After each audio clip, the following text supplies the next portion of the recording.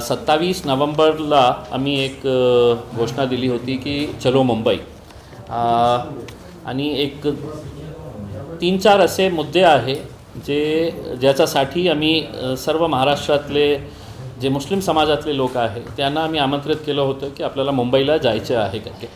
पण 27 तारखेच्या कार्यक्रमाच्या बाबतीत आम्हाला पोलिसांकडून एक पत्र मिळालं की नाही, आम्ही परवानगी देत नाही कारण करोना आहे.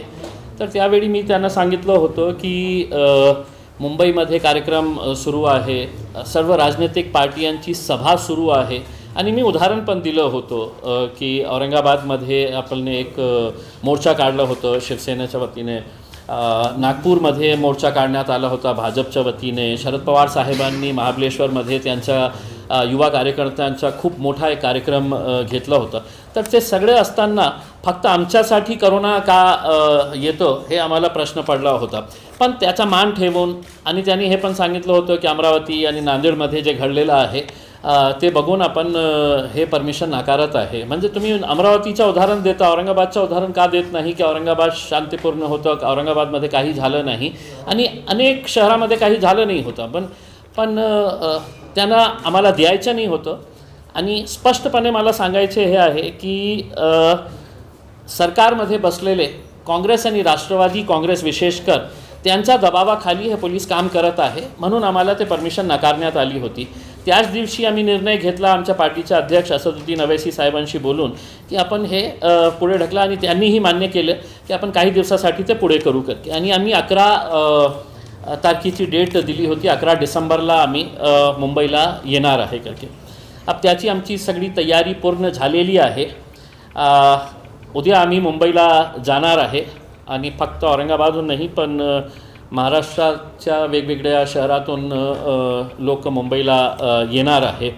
सगळं काही जे निर्बंध हे आहे प्रिकॉशन्स घेऊन ते सगळं आम्ही पालन करून तिथे जाणार आहे.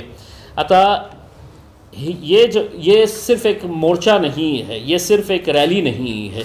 हम इसको तिरंगा रैली का नाम इस वजह से दिए है कि हमारी हर गाड़ी के ऊपर हम तिरंगा लगा के जाएंगे.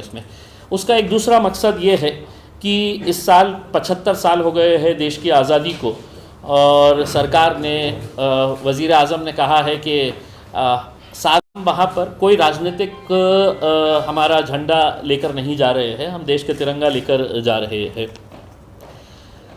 कल औरंगाबाद में अगर कम से कम भी अगर देखा जाए तो मेरे हिसाब से एक कितने नहीं वो ठीक है पुलिस का, लेकिन हमारे पास एक अंदाजे के हिसाब से हमारे पास 250 गाड़ियाँ सिर्फ औरंगाबाद से निकलेगी, 250 गाड़ियाँ औरंगाबाद से निकलेगी. हर गाड़ी के ऊपर जो है वो एक तिरंगा रहेगा, और हम मुंबई की तरफ जाएंगे. औरंगाबाद, अहमदनगर, पूना से होते हुए हम एक्सप्रेसवे लेके हम मुंबई की तरफ जाएंगे.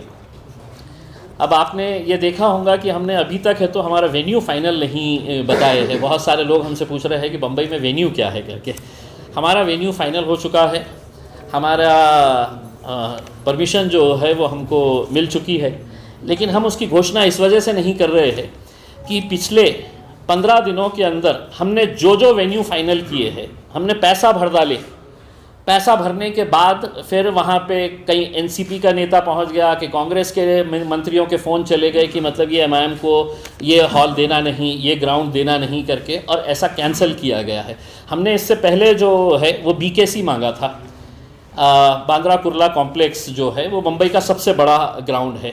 हम चाहते तो आज़ाद मैदान ले सकते थे, आज़ाद मैदान भी बहुत बड़ा ग्राउंड है, लेकिन हमारे लिए छोटा पड़ा होता, तो इस वजह से हमने बीकेसी मांगा. तो पहले बीकेसी ने हमारे से पैसा ले लिया. बीकेसी ने कहा कि आप जाके पुलिस में परमिशन के लिए वो कर दीजिएगा. हम पुलिस के अंदर गए तो पुलिस ने कहा कि नहीं कोरोना है करके उन्होंने वापस कर दिया. दूसरी मर्तबा हमको ये बताया गया है कि जब हमने दूसरी मर्तबा उसके लिए अप्लाई किया तो उनके ऊपर बहुत दबाव आया, और बीकेसी ने हमको ये स्पष्ट उसके अंदर बताया है कि साहब हमको हमारे ऊपर ये है, हम दे नहीं सकते हैं करके. उन्होंने रिटर्न के अंदर हमको दे दिया कि हम परमिशन नहीं दे रहे हैं करके. तो ठीक है, बीकेसी हमने छोड़ दिया है. अब हम कल यहाँ से जाएंगे, और जो मुद्दे हमने लेकर गए हैं, देखिए एक तो मुद्दा ये है कि मुसलमानों का रिजर्वेशन के ताल्लुक़ से 5% रिजर्वेशन हाई कोर्ट ने जब हमको दे दिया है, तो ये सरकार जो पिछली जो सरकार थी शिवसेना और बीजेपी की, उनसे ये इतना ताकत के साथ इतना ज़ोर दे के लड़ते थे कि मुसलमानों को रिजर्वेशन दो, तो मुसलमानों की तरक्की नहीं चाहते हैं, मुसलमानों के साथ नाइंसाफ़ी कर रहे हैं। अब वही लोग सत्ता में आके बैठे, उनमें से कितने ऐसे हैं जो उस वक्त इतना चीख चीख के लड़ते थे, आज वो मंत्री बने बैठे हुए हैं, सरकार के अंदर है, लेकिन झूठे मुँह ही सही, लेकिन वो एक मरतबा भी जिक्र नहीं करते हैं। आपने खुद ने देखा होगा, लोकसभा के अंदर भी यही वो पार्टियाँ हैं जो मुसलमानों के वोट तो मांगती है, लेकिन सुप्रिया सुले वहाँ पे खड़े रहती है तो पहले मर्तबा खड़े रहती है कि मराठा को रिजर्वेशन देना है। फिर जब ओबीसी का मामला आता है कि ओबीसी रिजेक्ट हो जाता है, ओबीसी का रिजर्वेशन, तो वो दूसरी मर्तबा पार्लियामेंट के अंदर भाग के आते हैं और ओबीसी को रिजर्वेशन मिलना बोल के ये वहाँ पे पार्लियामेंट के अंदर खड़े रह के तो ये करते हैं। इसी तरह से जितने भी उनके बाकी दूसरे कांग्रेस के एमपीज़ हो या दूसरे राष्ट्रवादी के हो, तो ये सब है जो है ये अपनी राजनीतिक स्वार्थ के लिए जो उनको फ़ायदेमंद है उनके लिए वो खड़े रहते हैं। तो हम क्या सिर्फ एक खिलौना हो गए आपके लिए कि आप इलेक्शन में आएंगे और मुसलमानों से वोट से मांग के चले जाएंगे करके? हमको मिलो ना मिलो, लेकिन कम से कम झूठे मुंह ही सही तुम उस मुकाम के ऊपर जो पहुँचे हैं उसमें मुसलमानों का बहुत बड़ा हाथ है करके, या तो इसको कबूल हो या बोल दो कि भाई हमको नहीं देना है करके उसमें। दूसरा ये है कि वक्फ बोर्ड की जो ज़मीनें हैं, आपको ये मालूम होगा कि हमने आज से तकरीबन 3 महीने पहले हम शरद पवार साहब से जाके मिले थे, जितने भी वक्फ बोर्ड के मेंबर्स हैं, उसके अंदर कांग्रेस के काम इस तरह से लूट खचूट इसकी चालू है और सरकार तमाशाई बनकर देख रही है, तो कहीं ना कहीं इसके ऊपर रोक लगाने की ज़रूरत है। हमने उनसे कहा था कि एक मीटिंग है तो आप मुख्यमंत्री साहब के साथ लगाइए। हमारा ये अनुमान है कि कम से कम अगर गिरी पड़ी हालत के अंदर भी अगर देखा जाए तो 1000 करोड़ रोड की एक्विजिशन के लिए गया है, तो ये पैसा वहाँ पर पड़ा हुआ है, वो पैसा तो हमारे हक़ का है, वो पैसा तो हमको मिलना चाहिए करके, तो वो भी नहीं मिल रहा है।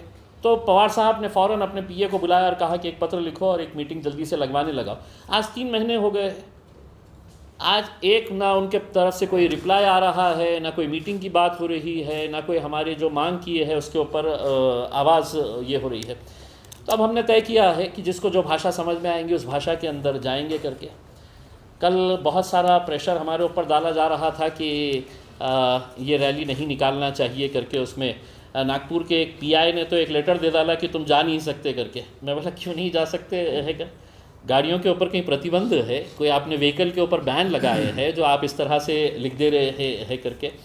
तो हमने तय किया है कि कल सुबह 7 बजे आम खास मैदान के ऊपर से हम लोग निकलेंगे और यहाँ पे हमारे जितने भी अलग अलग ज़िलों के जो औरंगाबाद से होके गुज़रने वाले हैं वो लोग भी औरंगाबाद आ जाएंगे, जिसके अंदर बीड़ है, नांदेड़ है, परभनी है, जालना है, यवतमाल, वाशिम, वर्धा। तो यहाँ के भी जितने भी लोग उसमें शामिल होने वाले हैं वो रात में ही हमारे पास पहुँच जाएंगे। उनके रहने का इंतज़ाम किया गया है और सुबह हम लोग फजर की नमाज़ पढ़ के तो हम निकल पड़ेंगे। एक बात यह है कि इसकी पूरी ज़िम्मेदारी जो है अलग अलग कमिटीज़ को बांटी गई है कि पूरे डिसिप्लिन के साथ हमें जाना है। चूँकि हम तिरंगा लगाकर जा रहे हैं, हर बात का बहुत ही बारीकी से ये ख्याल रखा जा रहा है कि कहीं पर भी हमारे तिरंगे की बेहुरमती ना हो करके उसमें। अब सिर्फ एक बात ये है कि हमारा वेन्यू जो है, ये मैं महाराष्ट्र के तमाम आवाम को ये बताना चाहता हूँ कि मैं अगर अभी डिक्लेयर कर दिया है कि कल मुंबई में कहाँ पे आने वाले हैं, तो शायद मेरे हिसाब से 2-3 मंत्रियाँ वहाँ पे पहुँच जाएंगे और वो कैंसिल करवाने लगा देंगे।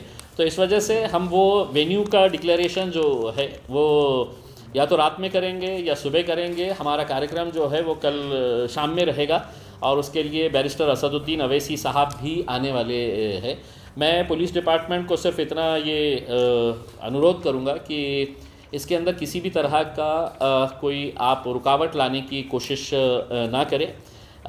नियम सबके लिए बराबर है, हमारे लिए भी वही नियम लागू है और इसको अगर अच्छे तरीक़े से अगर आपने हमारे को कोऑपरेट किया तो बहुत अच्छे तरीक़े से हम आएंगे, हमारा जो मैसेज है वो कन्वे करेंगे और लोकतंत्र के अंदर हमको ये अधिकार दिया है। लेकिन अगर ज़ोर ज़बरदस्ती और किसी के दबाव के अंदर अगर आप ये करेंगे तो आप ये समझ लीजिएगा कि अब हमने तय किया है कि हमको जाना है तो जाना है करके उसमें, तो हम जाने वाले हैं। इसके लिए हमारी पूरी तैयारी हो चुकी है और हम चाहेंगे कि मीडिया भी कम से कम विशेषकर फ़ोटोग्राफ़र्स अगर हमारे पास, मैं आपको इतना यकीन दिलाता हूँ, मैं आपको दावे के साथ बोलता हूँ कि इस मुल्क की तारीख़ के यहाँ पर सौों से गाड़ियाँ जो है, हर गाड़ी के ऊपर तिरंगा रहेगा और वो तिरंगे का जो मंज़र रहेगा वो मेरे हिसाब से अपने कैमरों में क़ैद करने जैसा एक ये रहेगा। तो मैं आप तमाम लोगों से भी अपील करूँगा कि आप लोग भी इसके अंदर हमारे साथ चलें और देखें कि हम लोग किन जायज़ मुद्दों के वजह से यहाँ पर निकलने के ऊपर मजबूर हो गए हैं। दुर्दैव ऐसी बात का है कि देखिए, जब तक आप लड़ेंगे नहीं, जब तक आप अपनी मौजूदगी का एहसास नहीं दिलाएंगे, तब तक आपको कुछ मिलने वाला नहीं है। हम तो ये चाहेंगे कि जो ओबीसी समाज का जो रिज़र्वेशन कैंसिल हुआ है, अगर वो भी हमारे साथ जुड़ना चाहे तो वो भी आ सकते हैं। हम कल जाते वक्त जो कोईगांव के ऊपर वो काका साहिब शिंदे जिसने आत्महत्या की थी, एक तरह से उसने अपने रिज़र्वेशन के लिए, अपने समाज के रिज़र्वेशन के लिए उस नौजवान लड़के ने अपनी जान की आहुति दी थी। वो अपने ख़ुद के लिए नहीं मरा है, उसने अपने समाज के लिए तो अपनी जान दी थी। तो हम जाते जाते उसको भी अपनी श्रद्धांजलि अर्पित करते हुए जाएंगे। और हमारा मकसद यही है कि जो समाज जिसको भी मिला है, मुसलमानों के साथ हम समझ रहे हैं कि सबसे ज़्यादा धोखा किया जा रहा है इस वक्त, क्योंकि हमारी लड़ाई कहीं पर भी नहीं है। आज अगर मराठास को नहीं मिल रहा है तो ये अदालत का मामला है, ओबीसीज़ का कैंसिल हुआ है तो ये अदालत का मामला है, लेकिन मुसलमानों को तो पूरा है, तो 100% है। तो कोर्ट ने ही कहा है कि इनको एम्पेरिकल डाटा इनका ऐसा है कि जिसकी वजह से इनको मिलना चाहिए करके। लेकिन सरकार में बैठे हुए लोग, अब हमारे से ये सवाल किया जाएगा कि इसी वक्त क्यों? तो हाँ, हम यही वक्त इस वजह से चुने हैं क्योंकि अब यही नेता दोबारा हमारे चौखटों के ऊपर आने वाले हैं, दोबारा अपनी सभाएं सजाने वाले हैं, दोबारा हमारे लोगों को सपने दिखाने वाले हैं। तो हम उनसे 2 सवाल तो करेंगे ना कि हमारी ज़मीनों का क्या हुआ है करके, हमारे रिज़र्वेशन का क्या हुआ है करके। तो हमने सही वक्त चुना है, जाएंगे, लड़ेंगे और इसकी लड़ाई की शुरुआत हुई है, समझ लीजिएगा उसमें। और एक चीज़ साफ़ तरीके से, अगर इसके अंदर कोई रुकावट आएगी, हम हमारा आंदोलन बहुत तेज़ करें। तो मुसलमान भी सड़क के ऊपर आकर अपनी लड़ाई को किस तरह से आगे बढ़ाएगा करके हमारी पूरी तैयारी उसके लिए है।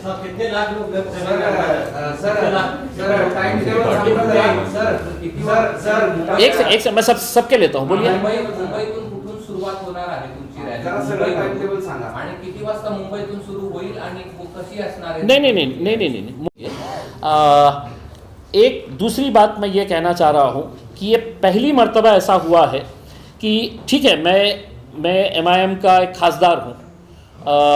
अब इत्तेफाक से ये है कि मुसलमानों का इकलौता एक खासदार महाराष्ट्र के अंदर है। मैं इसको लीड कर रहा हूँ, लेकिन ये हमारा राजनीतिक मुद्दा नहीं है, ये एक हमारे मुसलमानों से जुड़ा हुआ मुद्दा है। इसीलिए हमने पूरे महाराष्ट्र के अंदर जितने कांग्रेस के मुसलमान लीडर हैं, जितने राष्ट्रवादी कांग्रेस के हैं, जितने समाजवादी पार्टी के नेता हैं, औरंगाबाद में जितने भी हमारे दूसरे पार्टियों के लीडर्स, कॉरपोरेटर्स हैं, उन सबको हमने ये पत्र दिया है और उनको ये कहा है कि इलेक्शन के वक्त में आपको जिसका झंडा पकड़ना है, जिसका मफलर आपको डालना है, आप डालिए। लेकिन एक मर्तबा हम आपसे आजीज़ी से गुजारिश कर रहे हैं कि एक मर्तबा कौम के लिए देखिए। बाकी के वक्त में यही वो लीडर है जिनकी वजह से इन्होंने अपने ज़ाती मफाद की वजह से अपने पार्टी को बहुत बड़ा बना दिया है, लेकिन अपने कौम को बहुत पीछे छोड़ दिए है। आज हम उनको ये कह रहे हैं कि आप हमारे साथ आइए करके। हमने हमारे जितने भी ज़िला अध्यक्ष है, समीर साजिद साहब हो गए हैं, शारिक नक्शबंदी साहब हो गए हैं, इन्होंने अपने अपने लेटर हेड के ऊपर सबको पर्सनली जाके दिए हैं कि एक मर्तबा एक मुद्दे के ऊपर साथ में आए। हाँ, नहीं सबका स्पेसिफिक टायमिंग उद्या सकाळपासून ते तुमचा सुरू झाल्यानंतर तो एक टाइम टेबल जो असतो ना सभेपर्यंतचा, ते जरा स्पेसिफिक सांगा। नहीं, हम सुबह 7 बजे यहाँ से निकलेंगे और 7 बजे निकल के हम अहमदनगर पुणे होते हुए हम एक्सप्रेसवे के करीब वहाँ पे हम जितने भी लोग जा रहे हैं उनका वहाँ पे एक मीटिंग पॉइंट है, वहाँ पे लंच करेंगे और लंच करके फिर हम लोग सब साथ में जितने भी यूनिट्स जो पश्चिम महाराष्ट्र से भी आ रही है वो सब साथ में मिलके और 5 बजे ये सभा शुरू होगी। कल अवैसी साहब दिल्ली से मुंबई पहुँचेंगे और वो सभा के वेन्यू के ऊपर आएंगे और 5 बजे वो सभा शुरू होंगी। हम रात में 9 बजे तक ये सभा पूरी कंप्लीट करके कल रात में ही हम लोग अपना वापस हो जाएंगे। राज्यातल्या कोणत्या विभागातून किती लोक मोटरसायकलवर त्या रॅलीवर गाड्या नाही, मोटरसायकल जे कार आहेत तुमच्या रॅली किती लोक किती गाड्या असतील रॅलीमध्ये, त्याची संख्या काय असेल, किती लोक सभेला येतील असा अंदाज आहे? साहेब मला हे सांगायचे आहे की फक्त मी जे आमची एक कोऑर्डिनेशन टीम तयार केली होती की डिव्हिजन वाईज आम्ही हे केलं होतं, तर त्याच्या अनुषंगाने औरंगाबादमधून जे गाड्या निघणार आहे ते यांनी जे आंकड़ा दिलेला आहे, अब ये इसके अंदर 19-20 भी हो सकता है, लेकिन 320 गाड़ियों का इन्होंने हमारे को ये बताया है। 320 गाड़ियाँ सिर्फ यहाँ से निकलेगी करके, और बाकी की गाड़ियाँ कहाँ कहाँ से निकलेगी करके। अब सिर्फ इसमें यह है कि इसमें ट्रैफिक डिपार्टमेंट हो गया है, हमने महाराष्ट्र के जितने भी हम जहाँ से जा रहे हैं, हमने Ahmednagar police commissioner, Pune police commissioner, Pimpri Chinchwad police commissioner plus SPs, ये सब के SPs plus Navi Mumbai and Mumbai police commissioners को सबको हमने पत्र दिया है कि हमारे को ये हम यहाँ से आ रहे हैं, इसके ट्रैफिक मैनेजमेंट के लिए आप थोड़ा सा, और ऐसा नहीं है कि गाड़ी रहेंगे हमारे साथ, मैकेनिक्स रहेंगे कि कोई गाड़ी किसी की ख़राब हो गई तो उनको साथ में लेकर चलें करके, तो ये प्रोग्राम है। किती ठिकाणी परवानगी मिळालेली आहे, किती ठिकाणी परवानगी मिळालेली नाही, आणि जर तुम्हाला अडवलं तर मग तुमचं काय? देखिए हाँ, ये बात मैंने पहले भी क्लियर कर दिया है कि एक मर्तबा हमने आपका मान सम्मान इज़्ज़त आपको देकर हमने कैंसिल किए थे हमारा प्रोग्राम, लेकिन इस बार हमको कोई वजह नहीं लगती है कि आप हमारा क्यों हमको रोका जा रहा है करके। हमारी परमिशन कहाँ पे मिली, कितनी मिली है करके ये हम बाद में बता देंगे, लेकिन हम कल प्रोग्राम करने वाले हैं, कल हम जाने वाले हैं, किसी भी सूरत के अंदर जाने वाले हैं। देखिए ऐसा है कि जो पार्टी के बड़े नेता है या जो अपने आप को बड़े बड़े नेता मानते हैं, हालांकि एक्चुअल में नहीं है वो, लेकिन लेकिन वो लोगों के तरफ से तो ये है कि भाई तुम राजनीति कर रहे हो, तुम क्यों जा रहे हैं, तुमको रिजर्वेशन मिलने वाला है करके। हम तो बोले साहब बताइए ना, हमारे को अगर आज ऐलान कर नहीं, सत्तार साहब ने कि मुसलमानों को रिजर्वेशन दो करके उसमें। अब अगर गवर्नमेंट अगर ये चाहती है, उद्धव साहब ने अगर आज के दिन ये ऐलान कर डाले है कि आने वाले अधिवेशन के अंदर हम ऑर्डिनेंस लेके आने वाले हैं मुसलमानों के रिजर्वेशन के, जैसा आपने लॉलीपॉप 2014 के अंदर मुसलमानों की आए, वो ऑर्डिनेंस लैप्स हो गया, अब सत्ता में आ गए, अब आपके पास तो बहुमत है, और अब तो आपके पास तो शिवसेना भी है जो अपने आप को मुसलमानों की हमदर्द बोल रही है। आले जे आले त्यांच्या स्वागत, जे नहीं आले त्यांना खूप खूप शुभेच्छा। जैसा कि आप बोले कि मैं पहली बार मुसलमानों का एमपी हुआ हूँ असं म्हणाले, तुम्ही हे विसरले का क्या? एमआईएम का स्टैंड बहुत क्लियर है। अगर ये मुद्दा अगर कांग्रेस, राष्ट्रवादी कांग्रेस के कोई मुसलमान लीडर अगर उठाता, तो मेरे हिसाब से हम इस मुद्दे को हाथ नहीं लगाते, लेकिन उनकी खामोशी हमको मजबूर कर रही है कि सड़क के ऊपर आना पड़ेगा करके उसमें। और कोई बड़ी बात नहीं है, कोई बुरी बात नहीं है कि अगर मैं मुसलमानों के एक सबसे अहम मुद्दे के ऊपर अगर हाथ लगा रहा हूँ, हम कोई गैर कानूनी बात मांग नहीं रहे हैं, जिसको कोर्ट ने एंडोर्स किया है, जिसको हाई कोर्ट ने एंडोर्स किया है, तुम आओ और बोल डालो हमारे को कि साहब हम नहीं देंगे, मुसलमानों को नहीं देंगे हम किसी भी सूरत के अंदर। हमारे को अफसोस और दुख इस बात का है कि इनको देख फडणवीस और शिवसेना के साथ कि मुसलमानों को दो करके आज आने के बाद एकदम बिल्कुल भूल गए। फिर दोबारा आने वाले हैं, अब नगर परिषद के इलेक्शन के अंदर आएंगे, फिर मुसलमानों को बोलेंगे जो हम सेक्युलर है करके, ये एमआईएम जातिवादी है, कट्टर है करके। अरे तुम नेतृत्व करो ना, चलिए सत्तार भाई को नेतृत्व दे दे, मैं पीछे कार्यकर्ता बन के चलता हूँ, ले लीजिएगा, फौजिया मैडम को दे दीजिएगा उसमें, किसी को तो भी बोलिए ना नेतृत्व करे करके उसमें। हमने क्या खामोश बैठ के है तो एक्सेप्ट कर लेना कि नहीं साहब वो नाराज़ हो जाएंगे, वो सेक्युलर पार्टियां हैं करके, हम लड़ेंगे अब इसके।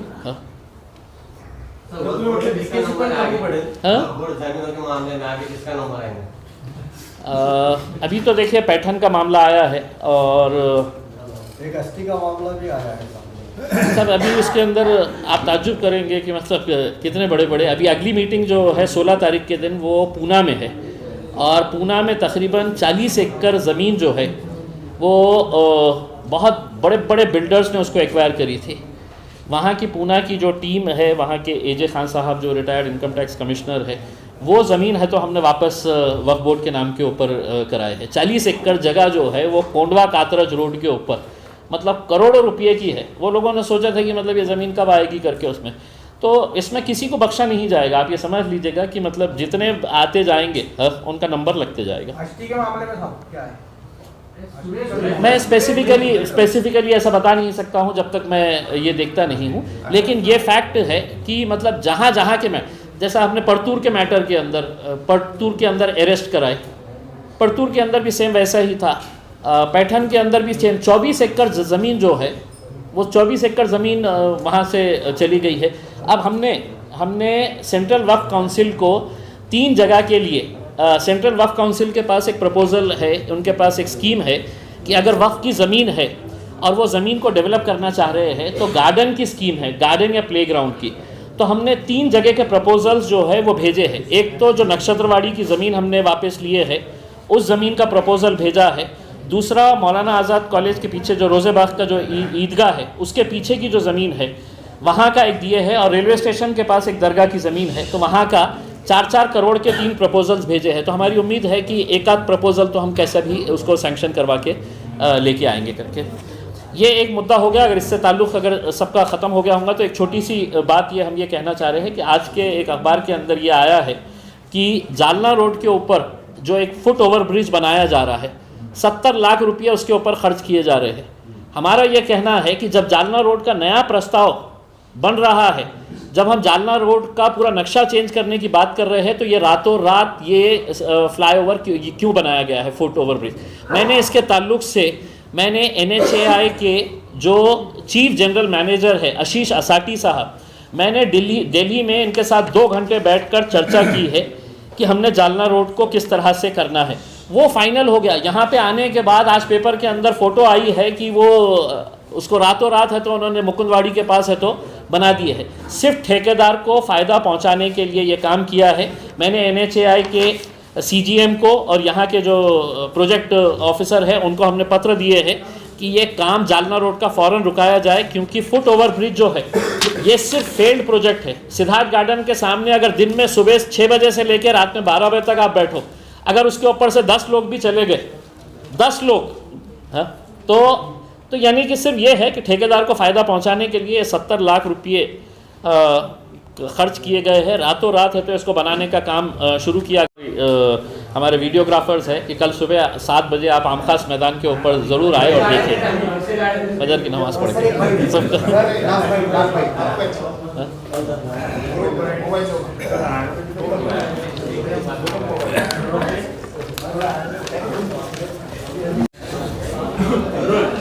मराठीत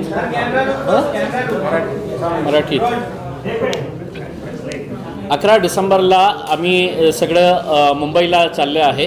आम्ही एक हाक दिली होती की चलो मुंबई, आणि जे मुख्य मुद्दे आहे ते मुद्दे म्हणजे एक तर मुस्लिम रिझर्वेशनच्या बाबतीत आहे, आणि दुसरा जे आमची वक्फ बोर्डाची जमीन आहे 93,000 एकर जमीन आहे आणि त्याची देखरेख करण्यासाठी फक्त 23 लोकांचा स्टाफ पूर्ण महाराष्ट्रामध्ये आहे। या मुद्द्याला घेऊन आम्ही मुंबईला जाणार आहे।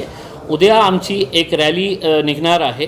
सर्व लोक आणि पंतप्रधान साहेबांनी सांगितलेले आहे की आपल्याला अमृत महोत्सव साजरा करायचा आहे। ते अमृत महोत्सव आम्ही या पद्धतीने साजरा करणार आहे। आम्ही मुंबईला जाणार आहे। अनेक वेळा आम्ही मुंबईमध्ये जे ग्राउंड्स आणि जे हॉल्स आम्ही घेतले होतं ते काँग्रेस आणि राष्ट्रवादी दबाव आणून ते सगळं कॅन्सल करण्याचा त्यांनी प्रयत्न केलेला होता। आता आम्ही मुंबईला जाणार आहे। आमची जागा फिक्स झालेली आहे आणि मुंबई जाताना आमच्या पार्टीचे अध्यक्ष बॅरिस्टर असदुद्दीन अवैसी सुद्धा येणार आहे। आणि या मागणीसाठी आम्ही पोलिसांना हात जोडून विनंती करणार आहे की आमच्या हे तिरंगा यात्राला तुम्ही सहकार्य करा, आम्ही तुम्हाला सहकार्य करतो। मराठा समाजाच्या एका युवकाने जे काकासाहेब शिंदे त्यांनी आपले आत्महत्या केली होती, त्यांनी मराठा समाजाला तर मुस्लिम समाजाला तुम्ही आमचा जे अधिकार आहे ते रोखणार असेल तर आम्हीही आमचं आंदोलन खूप तीव्र करणार आहे। आम्ही स्पष्ट शब्दात हे सांगू इच्छितो। परवानगी आहे का? परवानगी आहे। उद्याची परवानगी आहे आणि फक्त व्हेन्यू आम्ही आता सांगत नाही आहे, कारण आम्हाला हे कळलेलं आहे की आम्हाला जे आम्ही व्हेन्यू फायनल केलं होतं ते पोलिसांवर दबाव टाकून किंवा त्या हॉलला किंवा त्या ग्राउंड जे कुणाचं असायचे त्यांच्यावर दबाव टाकून की तुम्ही हे कॅन्सल करा, तुम्ही ह्यांना परवानगी नाही द्यायचं. आता आम्ही स्पष्टपणे सांगतो की आम्हाला परवानगी मिळालेली आहे, आम्ही जाणार आहे आणि उद्या 7 वाजता औरंगाबादहून इथे निघणार आहे आणि मुंबईकडे कूच पोलिसांनी करणार परवानगी आहे. दिली आहे का? पोलिसांनी पोलीस परवानगी प्रशासनाने दिली आहे का? परवानगी ते आम्ही सगळं स्पष्ट आम्हाला पोलीस प्रशासनाने आपल्याला परवानगी दिली आहे किंवा रॅलीसाठी आम्हाला कुणाचीही परवानगीची आवश्यकता नाही आहे. तुम्ही गाड्यांवर बंधन लावलेलं नाही आहे. तुम्ही सभा घेण्यासाठी परवानगी असू शकते नसू शकते, पण मला मुंबईला जायचे आहे, यांना मुंबईला जायचे आहे.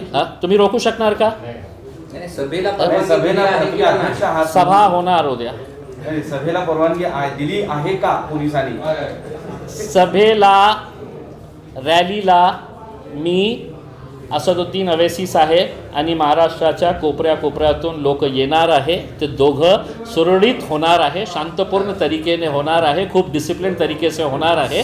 आपल्याला सगळं डिटेल्स जे आहे मी आम्हाला सुरू तर होऊ द्या नाही, म्हणजे नव्हतं, ते असं सगळं समजायचं लाईव्ह का करून की आम्ही परवानगी नसताना सुद्धा रॅली काढणारच आणि सभा घेणारच असं म्हणताय का? रॅलीची परवानगी आहे आणि तुम्ही आम्हाला मी आता डिस्क्लोज केलं की आम्ही इथे जाणार, तर हे सगळे जे बसलेले ठरलेलं आहे आणि आपण आपल्याला सहकार्य करा, आम्हीही तुम्हाला सहकार्य करू. परवानगी नसेल तर गुन्हे दाखल होऊ शकतात. सर किती लोक येण्याची शक्यता आहे साधारणपणे रॅलीसाठी? ते आम्ही सांगू शकत नाही. उद्या परवानगी- बघा, परवानगी उद्या बघा ना नसेल- तुम्ही. परवानगी मी नसेल. स्पष्टपणे हे सांगतो की देशामध्ये महाराष्ट्रात तर सोडा, देशामध्ये इतका चांगला व्हिज्युअल तुम्हाला कधीही दिसलेला नसेल, जे आम्ही उद्या तुम्हाला दाखवणार आहे की सर्व आमच्या गाड्यांवर तिरंगा झेंडा असणार आहे. कोणत्याही हरा, पिवळा, निळा, कोणत्याही रंगाचा झेंडा भगवाही नाही, कोणत्याही रंगाचा झेंडा तिथे दिसणार नाही. गुन्हे दाखल होऊ शकतात परवानगी नसेल तर आपल्यावर. परवानगी नसेल तर गुन्हे दाखल होऊ शकतात. असेल नसेल काय मी स्पष्टपणे सांगितलं ना, जे आहे आमच्याकडे आहे. नाही, या